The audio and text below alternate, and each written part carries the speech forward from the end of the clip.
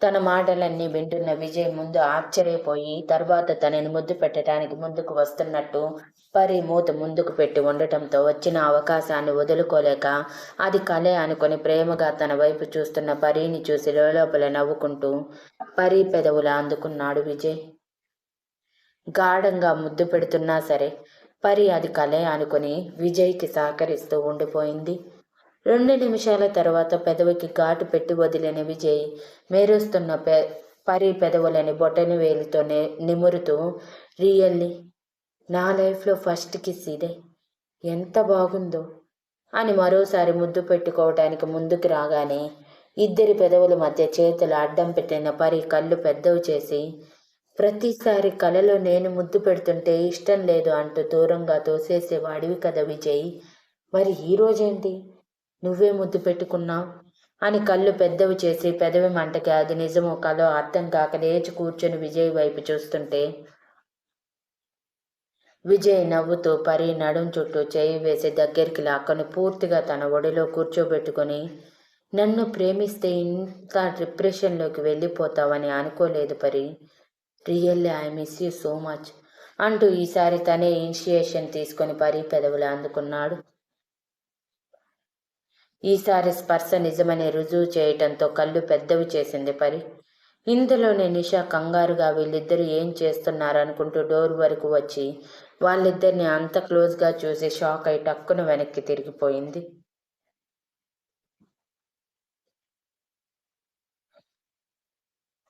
మరో 2 నిమిషాల తర్వాత పెదవులు వదిలిన విజయ్, రియల్లీ నాకసలు నిన్ను వదలాలని అనిపించటం లేదు పరి, ఇలానే నిన్ను ఎత్తుకు వెళ్ళిపోవాలనిపిస్తుంది అంటూ మాట్లాడుతూ పరి గుండెల్లో తలపెడితే పరి మాత్రం ఆశ్చర్యపోయి, విజయ్ నువ్వు నిజంగా వచ్చావా అని విజయ్ భుజాలు తడుతూ విజయ్ చేతి మీద గిచ్చగానే, అబ్బా ఎందుకు గిచ్చావే అంటూ చిరుకోపంగా పరి నడుం మీద గిల్లి, ఇది నిజమే, నేను కళ అనుకుని నీ మనసులో మాటలన్నీ చెప్పేశావు, రియల్లీ నా కోసం ప్రాణమిచ్చేంత ప్రేమ పెంచుకున్నావు పరి, ఈ కొద్ది రోజుల్లోనే ఇంత ప్రేమ వదులుకున్నానే నేను, నిజంగా మూర్ఖుణ్ణి పరి, అందుకే నిన్ను కాదనుకొని వెళ్ళిపోయాను, కానీ అక్కడ నేను ప్రశాంతంగా లేను, నువ్వు లేని జీవితం వ్యర్థం అనిపించింది, నువ్వు లేకపోతే బ్రతకలేని అనిపించింది,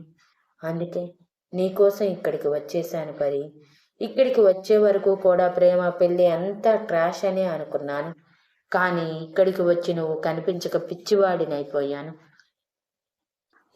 నువ్వు ఇక్కడే ఉంటావని తెలిసాక పరుగు పరుగున ఇక్కడికి వచ్చి నీ మాటల ద్వారా నా మీద ప్రేమ విని నువ్వే నా లైఫ్ అని ఫిక్స్ అయిపోయాను, ఐ లవ్ యూ పరి, I love you so much అని ఆలస్యం చేయకుండా ప్రపోజ్ చేశాడు విజయ్.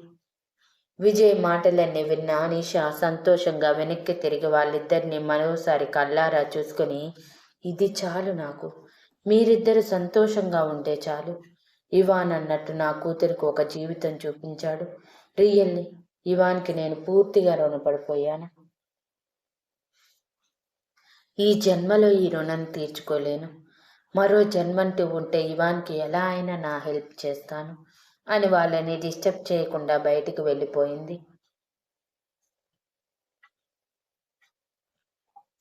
తను అలా బయటికి వచ్చేసరికి ఇవాన్ చేతులు కట్టుకొని నవ్వుతో గార్డెన్లో ఉండటం కనిపించి పరుగున అతని దగ్గరికి వెళ్ళగానే, చూసావా నీ కూతురు విజయ్ ఎంత సంతోషంగా ఉన్నారు అని అడిగాడు నిషా వైపు తిరిగి. నిషా సంతోషంగా కన్నీళ్లతో, థ్యాంక్ యూ ఇవాన్ అంటూ ఇవాన్ని హత్తుకుని, రియల్లీ నేను చేసిన పనులకు వేరే ఎవరైనా అయితే నా మొహం చూడటానికి కూడా ఇష్టపడరు, కానీ నువ్వు నన్ను క్షమించడమే కాదు నా కూతురికి ఒక జీవితం చూపించావు, థ్యాంక్ యూ సో మచ్, కలలో కూడా ఊహించలేదు విజయ్ నా కూతురి చేతిని అందుకోవటానికి వస్తాడని, నేనైతే చాలా భయపడిపోయాను పరి ఎక్కడ ప్రాణాల మీదకి తెచ్చుకుంటుందో అని, కానీ నువ్వు ఉన్నావు కదా మధ్యలో, అందుకే నా కూతురు ఈరోజు ఇంత సంతోషంగా ఉంది అని ఎమోషనల్గా అంటుంటే, పరి నా కూతురని చెప్పాను కదా నిషా, మరి నా కూతురికి నేను అందమైన జీవితం ఇవ్వనా ఏంటి అని నవ్వుతూ చెప్పి నిషాని ఓదార్చి దూరం జరిపాడు.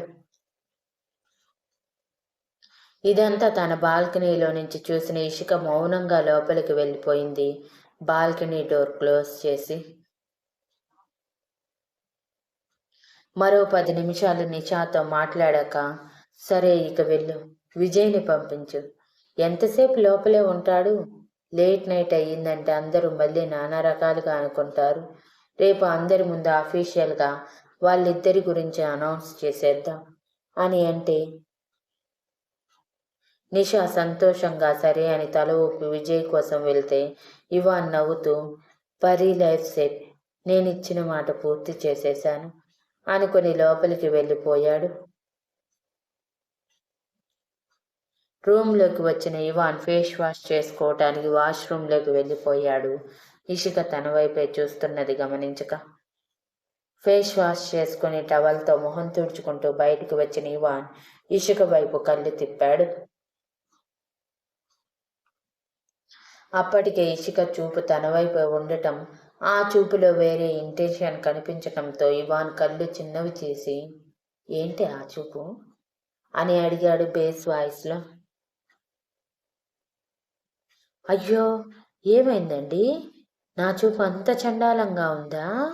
మీకు నచ్చలేదా అని ఇషిక వెటకారంగా అడిగి, ఎందుకు నచ్చుతుందిలే, కొత్త కొత్త విషయాలు నచ్చుతున్నాయి కదా, అందుకే నా చూపులు మాటలు అన్నీ నచ్చకుండా పోతున్నాయి అని మూతంతా 36 వంకర్లు తిప్పి మొహం తిప్పేస్తే తన అనుమానం బలపడుతూ, పిచ్చికాని ఎక్కిందా ఏంటి?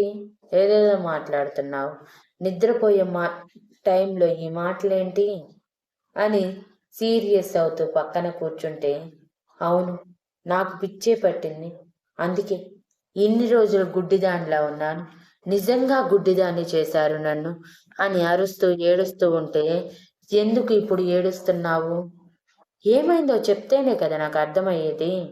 ఇలా నీలో నువ్వే ఏడిస్తే ఏం లాభం చెప్పు అని ఇవాన్ విసుగ్గా అడుగుతున్నా ఇషిక పట్టించుకోకుండా ముక్కు చీదుతూ, లేదు, మీరు మారిపోయారు, పూర్తిగా మారిపోయారు. పిల్లలయ్యారు, పిల్లలకి పిల్లలు వచ్చారు, మనవళ్ళు మనవరాళ్ళు ఉన్నా సరే మీ పద్ధతి మారలేదు. నేను మోసపోయాను, దారుణంగా మోసపోయాను అని అరుస్తూ ఉంటే ఇవాన్ తల పట్టుకొని, అసలేం మాట్లాడుతున్నావు నీకైనా అర్థమవుతుందా ఇషు?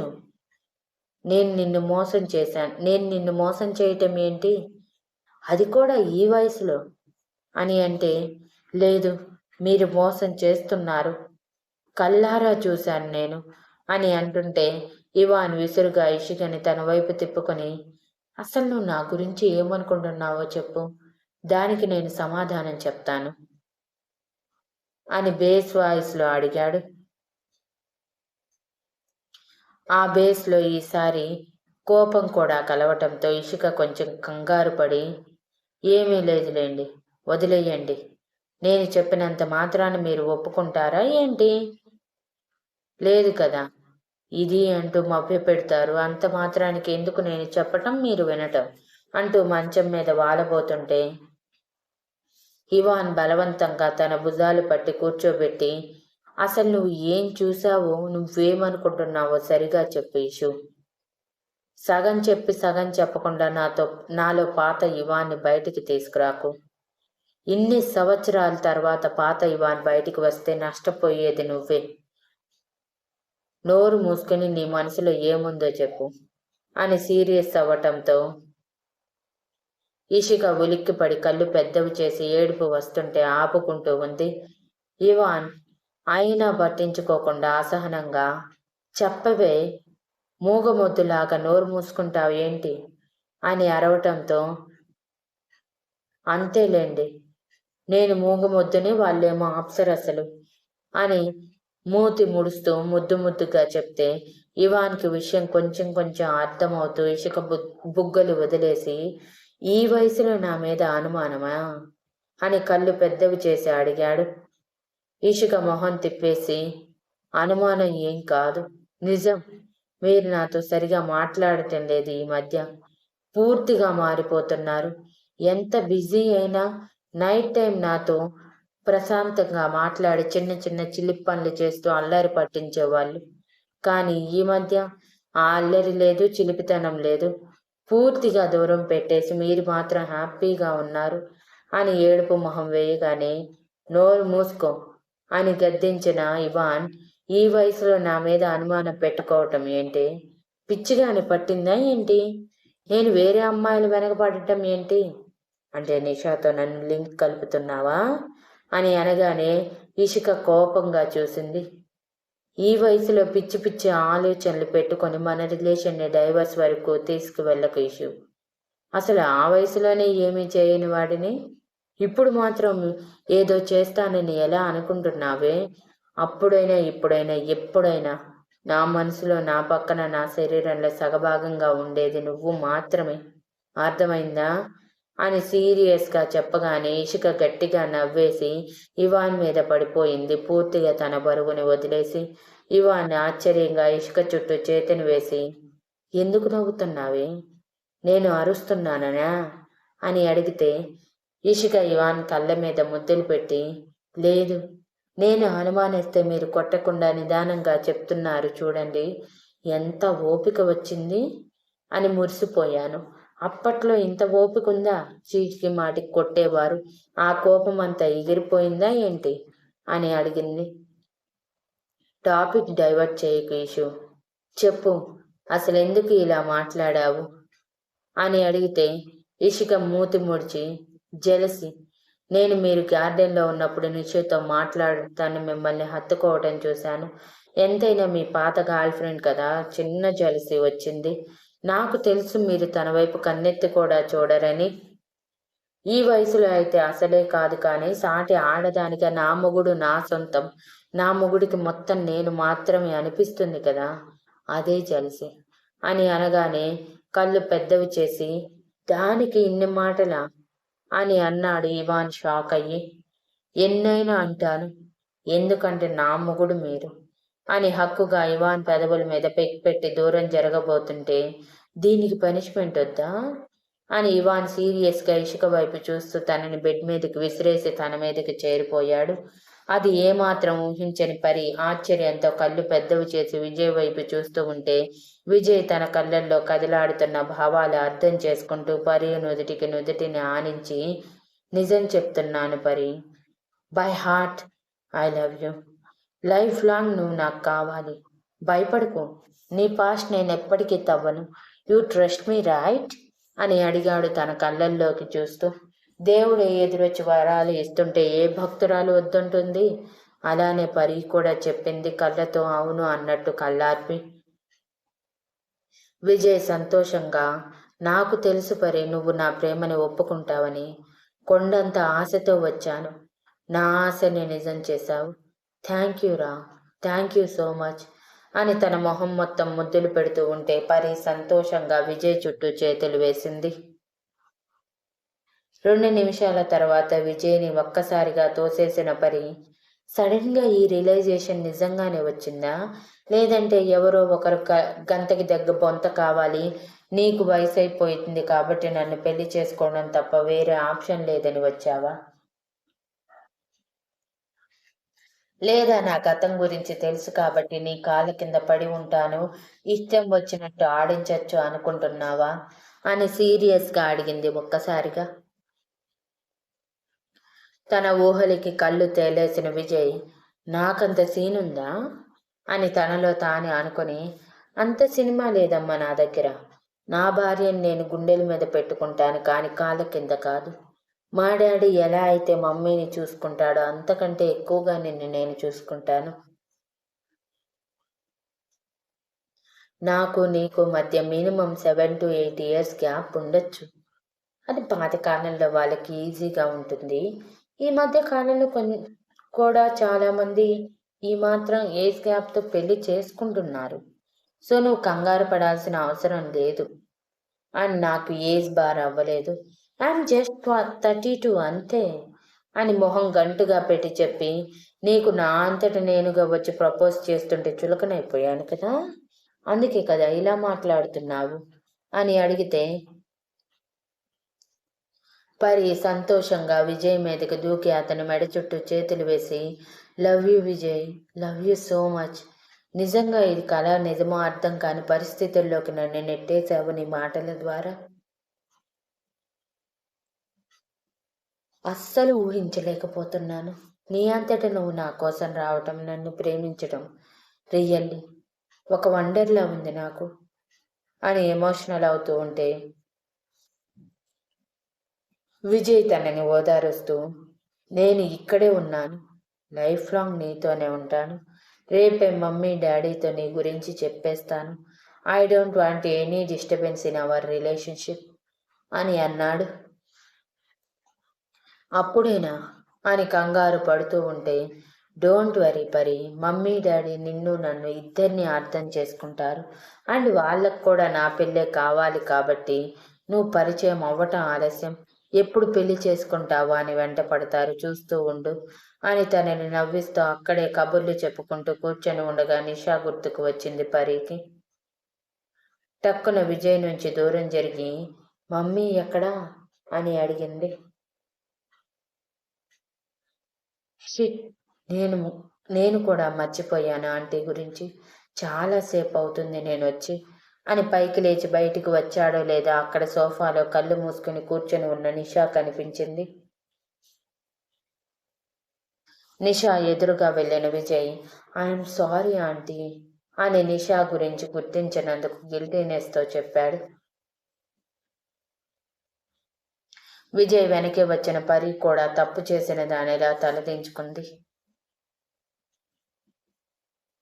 వాళ్ళిద్దరినీ చూస్తున్న నిషా, నాకు చాలా సంతోషంగా ఉంది, మీరు నన్నేమి ఇబ్బంది పెట్టలేదు, ఇంకా చెప్పాలంటే నన్ను చాలా సంతోష పెట్టారు, పరి జీవితం ఏమైపోతుందన్న బెంగ నాలో రోజు రోజుకి ఎక్కువైపోతుంది, చాలా సంతోషాన్ని చూశాను నువ్వు ఉన్నప్పుడు, తనని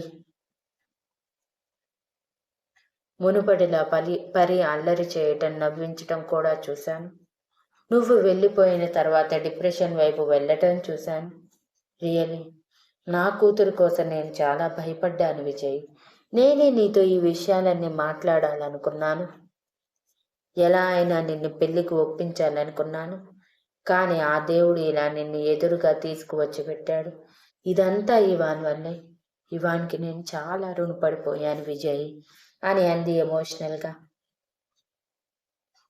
అవును, ఇవాన్ అంకుల్ వల్లే ఈ బుడ్డి పరికి నేను పూర్తిగా పడిపోయాను అని పరి బుగ్గగిల్లి, ఇవాన్ అంకుల్ కావాలని నన్ను ఇక్కడికి రప్పించారని పరి పరిచయం తర్వాతే నాకు అర్థమైంది, ఆ తర్వాత పరి గురించి పూర్తిగా తెలియటం, తన మీద నెమ్మదిగా ఇష్టం మొదలవ్వటం స్టార్ట్ అయ్యింది, కానీ రిలేషన్షిప్ మీద నాకు లేని నమ్మకం వలన పరీని హర్ట్ చేసి వెళ్లాల్సి వచ్చింది, అమెరికా వెళ్ళాక కూడా పరీనే నాకు ఎక్కువగా గుర్తొచ్చేది, కానీ మొండితనం, చిన్నప్పటి నుంచి అలవాటైన మొండితనం అన్న చుట్టూ ఉన్న పరిస్థితులు, విడిపోయిన నా ఫ్రెండ్స్ అందరూ కలిసి రిలేషన్షిప్ అంటేనే భయపడేలా చేశారు, అందుకే పరి కోసం ఇంకా ఎక్కువ ఆలోచించలేకపోయాను, కానీ తిరిగి ఇక్కడికి వచ్చాక పరి కనిపించక దాదాపు 6 గంటలు గడిపేశాను ఆంటీ, ఈ 6 గంటల్లో నిజంగా నాకు నరకం కనిపించింది, నిజంగా అప్పుడే అర్థమైంది పరీని నేను వదులుకోలేనని, ఆ క్షణం డిసైడ్ అయిపోయాను, పరీని ఎప్పటికీ వదలకూడదని,